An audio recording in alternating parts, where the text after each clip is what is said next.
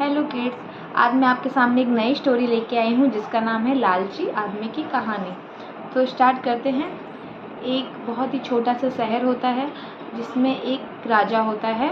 वो बहुत ही धनी होता है, उसके पास किसी चीज़ की कमी नहीं होती, लेकिन उसको फिर भी हमेशा रुपयों का और महंगी चीज़ों का हमेशा लालच उसके मन में रहता है और वो हमेशा लालच करता है। लेकिन एक बात ये थी कि वो इन सब चीज़ों से ऊपर अपनी बेटी से बहुत प्यार करता है। वो रुपये पैसे और हर चीज़ से ज़्यादा अपनी बेटी से बहुत प्यार करता है इन सबको छोड़ के।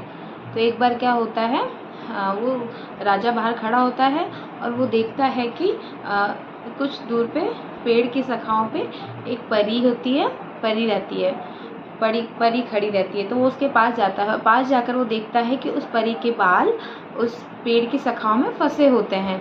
तो वो उसके पास जाता है, परी के पास जाता है और पेड़ की शाखाओं से उसके बाल को निकाल के उसकी हेल्प कर देता है, परी की हेल्प करता है।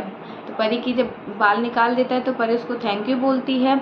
लेकिन राजा के मन में लालच उत्पन्न हो जाता है कि मैंने परी की हेल्प की, इसके बदले मुझे उससे कुछ मांगना चाहिए। तो वो परी से कहता है कि मेरी एक इच्छा पूरी करने का वादा करो, कि मैं जो भी एक इच्छा मांगूंगा तुम उसको पूरा करोगी। परी बोलती है ठीक है, तुम्हारी जो भी एक इच्छा है मैं उसको पूरा करूँगी। तो राजा बोलता है कि मुझे ये इच्छा दो कि मैं जो चीज़ मैं अपने हाथ से छूँ वो सब सोने की बन जाए। तो परी बोलती है ठीक है, तुम्हारी इच्छा ज़रूर पूरी होगी। तो राजा क्या करता है, वहाँ पे जो भी छूता है, आसपास कंकड़ पत्थर सब कुछ रखा रहता है, वो जो भी छूता है सब सोने के हो जाते हैं। ये देखकर राजा बहुत खुश हो जाता है और राजा ये खुशखबरी बताने घर की ओर तेज तेज भागता है कि ये खुशखबरी मैं अपनी पत्नी और अपनी बेटी को जाके बताऊंगा।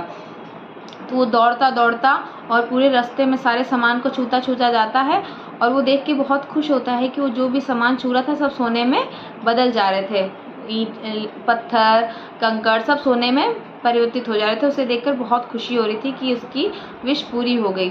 वो जैसे ही अपने घर पहुंचता है, अपने महल में पहुंचता है, तो उसकी बेटी उसका अभिनंदन करने के लिए भागी भागी उसकी तरफ जाती है, अपने पापा की तरफ भागी भागी जाती है।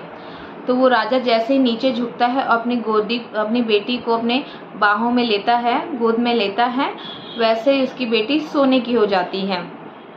अब राजा पछताता है कि ये तो मेरी बेटी सोने की हो गई, अब इसको ठीक कैसे किया जाए। तो वो वहाँ से जाता है और चारों तरफ परी को ढूंढता है, आवाज़ लगाता है।